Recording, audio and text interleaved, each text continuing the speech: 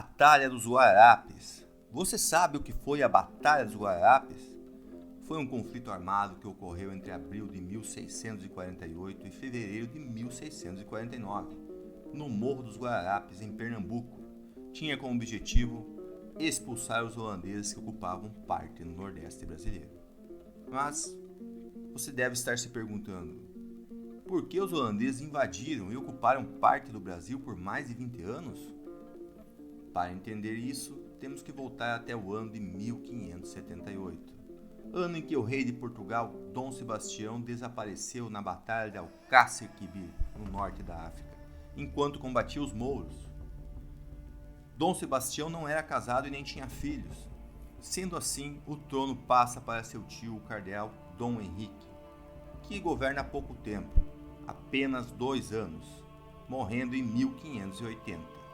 Deixando assim o trono vago de Portugal. Logo, surge uma disputa em que tem 3 pretendentes ao trono. Um deles é Felipe II, rei da Espanha, que com o apoio da nobreza portuguesa é coroado rei de Portugal. Com isso, Portugal é incorporado ao reino da Espanha. E esse acontecimento é chamado de União Ibérica, que vai durar 60 anos. De 1580 a 1640.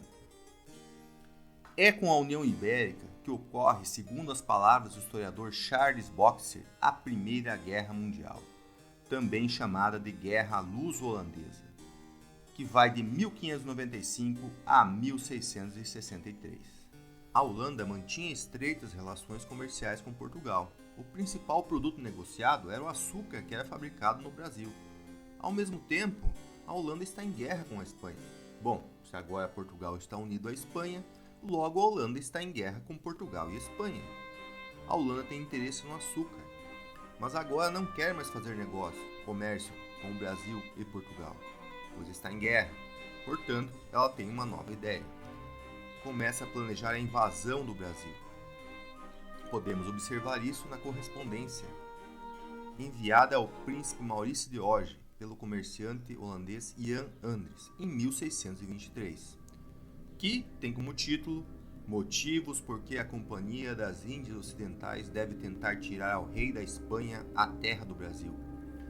E isto o quanto antes. Então vamos observar aqui uma das justificativas de Jan Andries. Seguem as palavras dele. É dominado e habitado por 2 nações ou povos, isto é, brasileiros e portugueses, que no momento são totalmente inexperientes em assuntos militares. E além disso, não têm a prática nem a coragem de defendê-la contra o poderio da Companhia das Índias Ocidentais, podendo ser facilmente vencidos. Jan Andries, 1623. Logo, a Holanda corta relações comerciais e começa a invadir e ocupar boa parte do Nordeste, área mais rica do Brasil até então, que já tinha uma grande produção de açúcar, tarefa que coube à Companhia das Índias Ocidentais. A ocupação no início foi bem aceita pela população. Afinal de contas, os grandes proprietários receberam vários benefícios, dentre eles empréstimos.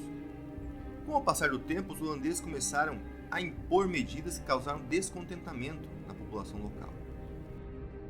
As principais foram o aumento de impostos, imposição da religião calvinista e proibição da religião católica. Isso não foi aceito pela população, já que o catolicismo estava enraizado na sociedade, graças à atuação dos missionários jesuítas. Também a Companhia das Índias Ocidentais tornou rigorosa a cobrança dos empréstimos contraídos pelos senhores de engenho no início da invasão. Em 1640, Portugal consegue a independência, dando fim à União Ibérica. Porém, as lutas com a Holanda continuaram em todas as possessões portuguesas nos 4 continentes. Além disso, luta contra a Espanha para manter sua independência. Com um efetivo militar muito menor que os holandeses, Portugal vai perder boa parte do território que ocupava. No território do Brasil, começa a resistência e luta para expulsar os holandeses. Fato que chama atenção é que esse movimento é feito pelos residentes no Brasil, já que Portugal não tinha força e considerava essa parte do território praticamente perdido. É nesse momento que surge uma união improvável, que vai mudar o rumo dos acontecimentos. Uma união entre portugueses que moravam no Brasil, índios e negros, portugueses liderados por Francisco Barreto, negros por Henrique Dias e indígenas por Felipe Camarão. Os brasileiros em menor número utilizaram uma série de ataques rápidos e também noturnos, fazendo com que o inimigo tivesse muitas baixas. Percebendo que haviam sido derrotados, os holandeses se refugiaram em Recife, onde ficaram cercados por um bom tempo, se rendendo em 1654, abandonando todo o território que antes havia ocupado. Essa luta pela terra, pela religião católica, é que desperta o sentimento nacional, como foi descrito pelo historiador Capistrano de Abreu. Seguem as palavras do historiador. Venceu um espírito nacional, reinóis como Francisco Barreto, ilhéus como Vieira, mazombos como André Vidal, índios como Felipe Camarão, negros como Henrique Dias, mamelucos, mulatos, caribocas, mestiços de todos os matizes combateram unânimes pela liberdade divina. Sob a pressão externa operou-se uma solda, superficial, imperfeita, mas um princípio de solda, entre os diversos elementos étnicos,